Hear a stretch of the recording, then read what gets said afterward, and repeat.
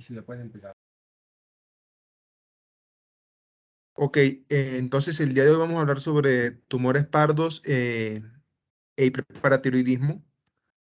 en la cual pues los objetivos de la charla es saber describir los mecanismos fisiopatológicos que determinan los mecanismos fisiopatológicos que conllevan a la patología, determinar el papel de la paratormona y diferenciar los diferentes tipos de hiperparatiroidismo que la conllevan, además de esclarecer un diagnóstico diferencial y el algoritmo que nos puede llevar a hacer el mismo, como también reconocer una ruta de manejo e indicaciones quirúrgicas. Entonces, primero vamos a definir qué es esto. El tumor pardo, o también conocido como un osteoclastoma u ostitis fibrosa quística, es más que un tumor lítico con base en el hiperparatiroidismo, sea cual sea sus diferentes clases, que sean primario, secundario o terciario, como describiremos, con una presentación habitualmente invasiva, pero sin potencial de malignidad, el cual pues epidemiológicamente se reconoce que hasta el 80% de los pacientes presentan con hiperparatiroidismo pueden ser asintomáticos, el cual el hiperparatiroidismo es más frecuente en personas de etnia anglosajona o blanca y menores de 50 años de edad. Mayor presente en el sexo femenino con una tasa de presentación de 20 por cada 10.000 personas, en la cual cuando se estudian los tumores pardos se ve que la incidencia por hiperparatiroidismo primario es solamente el 1%, pero en las causas secundarias suele ser hasta del 13%,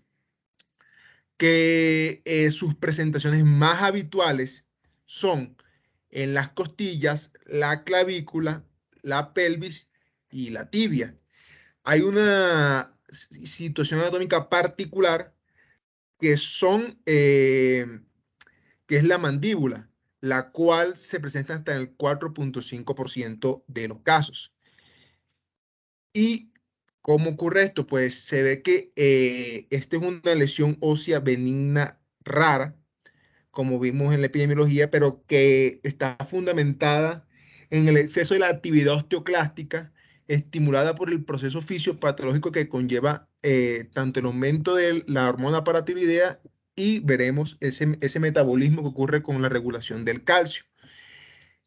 basados en que se acumulan durante el proceso de desarrollo de la patología restos entre microfracturas, hemorragias y hemosiderina dentro del tumor, lo que le da en cierta parte la descripción de su nombre. Además, como veremos en la fisiopatología, son lesiones multifocales con múltiples ubicaciones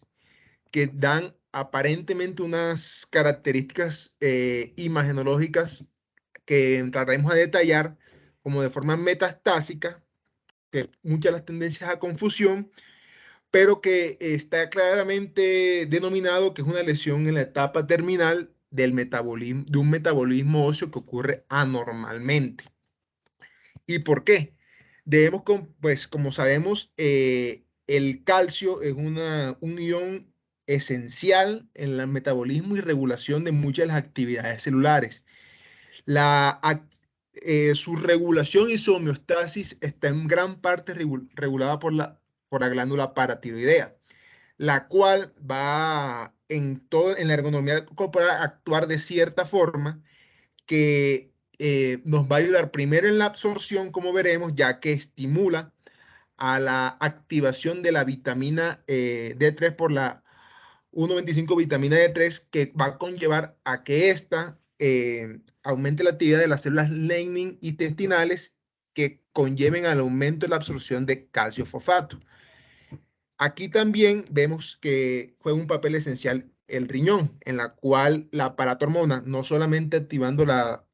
células parenquimales para conllevar a la activación de la vitamina D, sino que también en la parte de la excreción y reabsorción del calcio juega un papel fundamental, ya que veremos que, o se ve que en el asa de Henle y en los túbulos proximales ocurre hasta un 85% de la absorción del calcio, la cual, la cual es esencial para mantener las regulaciones de esto. ¿Y por qué? Porque los niveles de calcio van a conllevar ellos mismos a una contrarregulación o un feedback negativo que conlleva a la baja de estímulo del aparato hormona y del mismo, de la misma vitamina D3. Cuando hay niveles excesivos de calcio para que ésta actúe, se requiere que, como sabemos, el órgano blanco para la absorción del calcio o para guardar el calcio es el sistema óseo, en la cual ambos conjuntos de tanto la hormona, como tanto la paratormona como la vitamina D3 van a conllevar al aumento en la absorción del calcio, permitiendo que haya una homeostasis regulada en la cual el flujo extracelular y el flujo intraóseo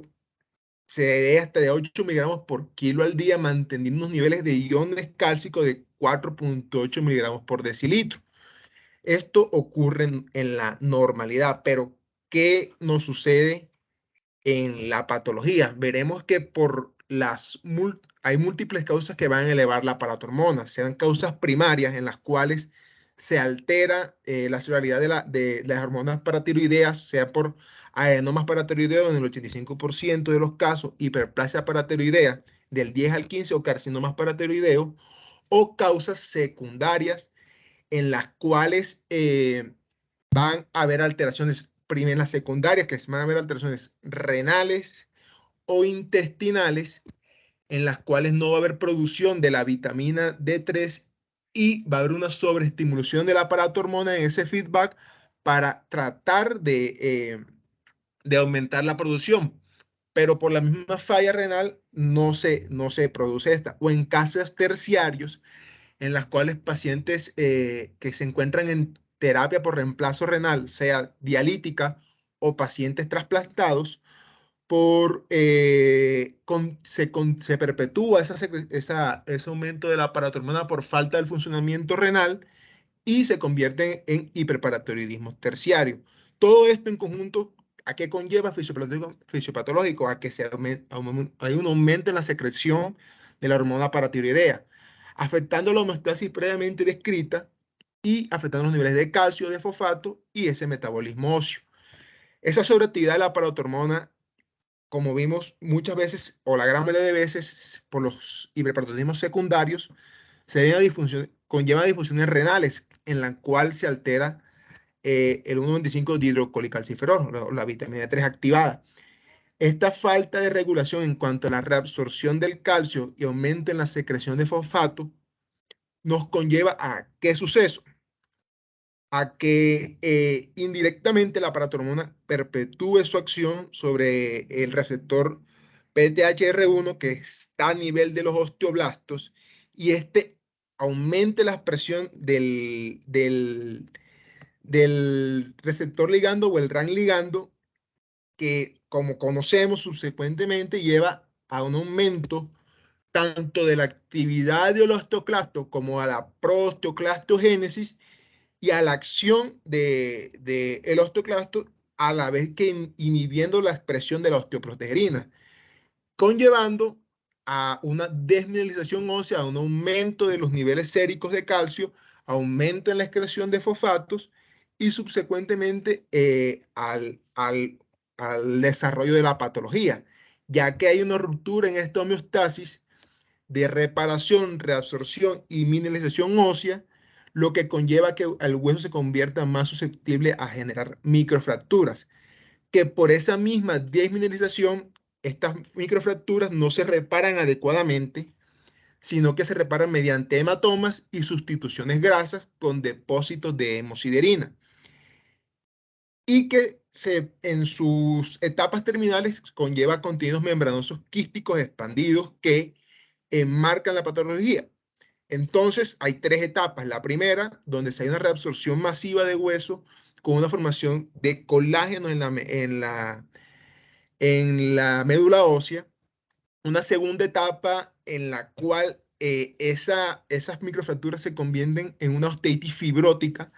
en la que se forma un hueso trabecular. Este se va a absorber y se va a reemplazar la médula ósea por fibrosis suelta. Aquí los macrófagos es donde entran en su actividad para tratar de reemplazar esa fibrosis y lo que hacen es aumentar los contenidos de hemosiderina, en parte la coloración, por lo cual se denomina tumores pardos.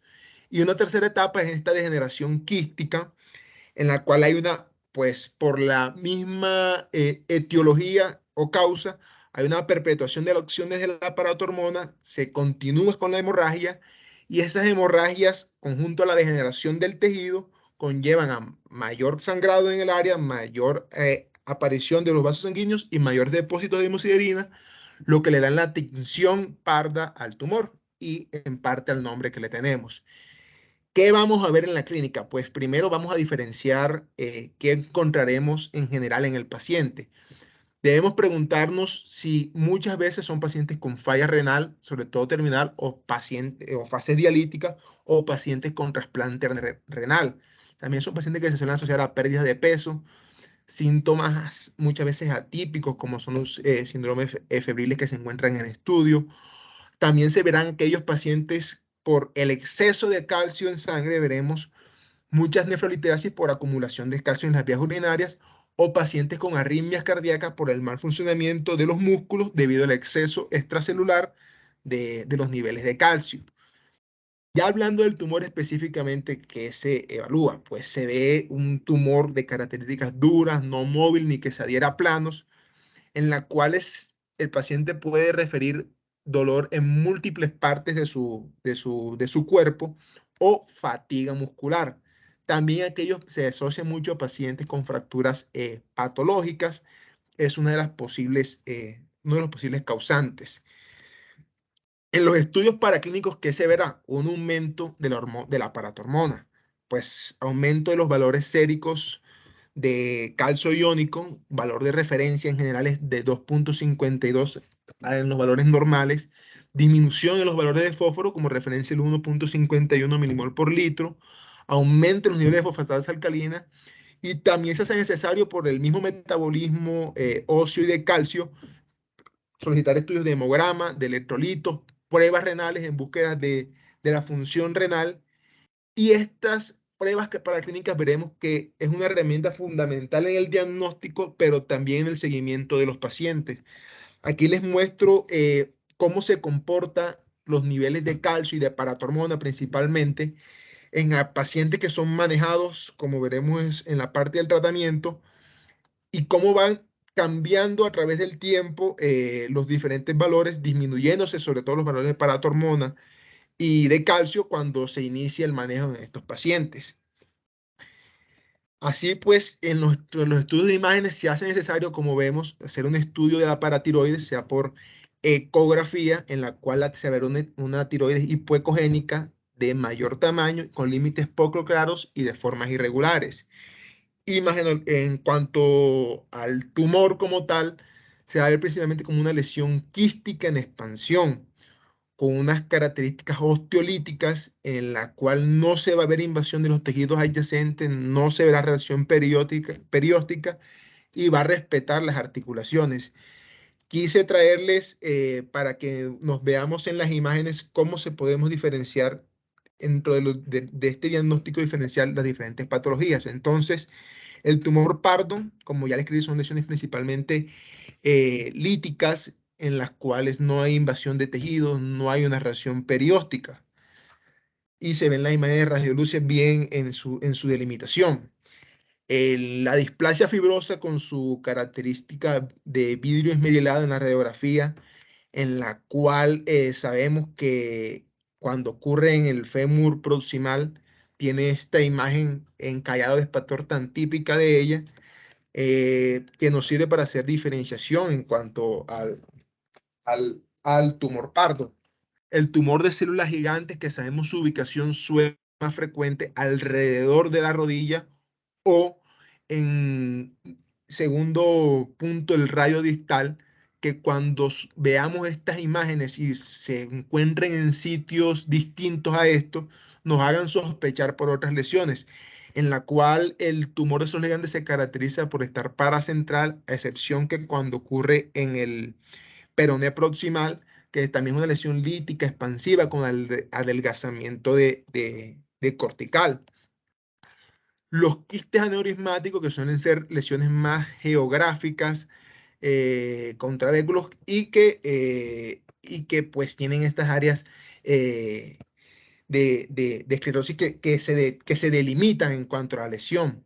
Las áreas o los tumores metastásicos, que son múltiples, que se pueden encontrar como lesiones de gran tamaño, con mucha invasión, que no respetan muchas veces los tejidos, que invaden los tejidos blandos, con este patrón permeativo o apolillado característico de ellos. El mieloma múltiple, sabemos estas lesiones en sacabocado, que son múltiples, con múltiples patrones y que pues son muy característicos de él. Ya hablando de la tomografía, en cuanto al tumor pardo específicamente, esta es una lesión ósea difusa y heterogénea que característicamente se ve como multiloculada. La resonancia, ¿qué vamos a denotar? Se ven imágenes hiperintensas en T2 e hipointensas en T1 con cambios quísticos sólidos, pero que tanto en la tomografía como en la resonancia no veremos unos cambios característicos para poder diferenciar el tumor pardo. En cuanto a la gamografía, van a haber múltiples puntos o focos de captación, ya que en la ergonomía corporal la paratormona va a actuar sobre todo el tejido y por eso se pueden encontrar focos de tumores en múltiples zonas. En su diagnóstico, ojalá y fuera tan fácil como una simple fractura que necesita fijación. No es tan sencillo así su diagnóstico y nos lleva a ser muy clínicos, a analizar mucho los estudios para poder llegar a un adecuado diagnóstico. Primero, pues sabemos que cuando hay tumores pardos, casi que es patognomónico, podemos decir, de que estamos presentes a un hiperparatiroidismo, sea cual sea, sean primarios, secundarios o terciarios. Este tumor tiene una alta tasa de errores porque vimos, hay varios puntos de diagnóstico diferencial y saber diferenciarlo es esencial. Y suele haber muchos errores diagnósticos porque los estudios anatomopatológicos en él no suelen ser concluyentes, ya que comparte fisiopatológicamente ciertas características que conllevan a que la anatomopatología sea muy similar tanto en el tumor de células gigantes como en las metástasis. Por eso es esencial encadenar tanto la clínica, los paraclínicos, sobre todo los niveles de calcio y de paratormona y las imágenes para poder llegar a un diagnóstico acertado. Y pues siempre es necesario hacer una solicitud de biopsia en las descripciones, siempre en la solicitud de biopsia hacer una descripción clínica del paciente para que el patólogo reconozca ante qué entidad estamos sospechando y cómo es el contexto del paciente. En estos estudios de histopatología, ¿qué se va a ver? Primero es una prueba pues, que debe ser con tinción de hematoxilina y eosina, en la cual se ve en áreas de fibrosis que suelen ser displásicas y que se asemejan mucho al tumor de células gigantes,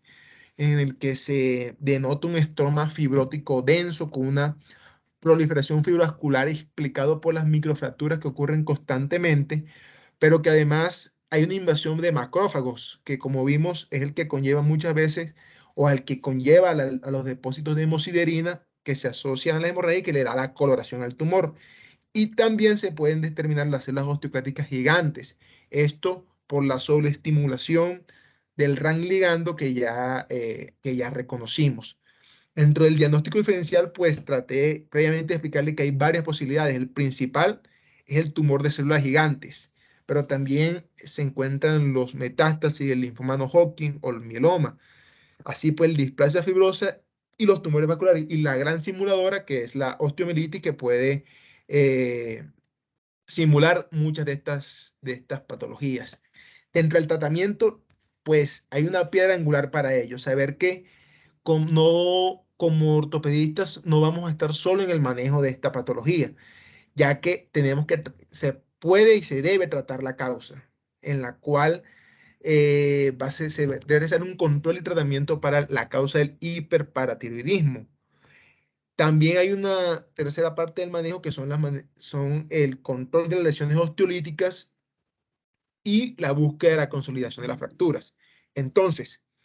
según sea la causa, veremos que muchas veces es necesario, sobre todo en las primarias, de hacer resección quirúrgica de las paratiroides inicialmente. Esto va a conllevar a que la falta de la acción de la paratiroide y los bajos niveles de calcio intraóseo se produzca una enfermedad o un síndrome que se llama el síndrome del hueso hambriento, en el cual el hueso, por por esta falta de estimulación y por la avidez que tiene del mismo de recapturar sus niveles normales de calcio, requiere una alta suplementación por meses de carbonato de calcio y vitamina D3. Y secuentemente a esto o encadenado a esto sigue un manejo de las lesiones ortopédicas, en las cuales principalmente veremos que el manejo es de seguimiento, porque al ser manejado la causa, generalmente se desencadena un buen resultado en las lesiones óseas. Y que veremos en un seguimiento hacia los 6 meses, como vemos en esta imagen, mucha persistencia de lesiones fibróseas,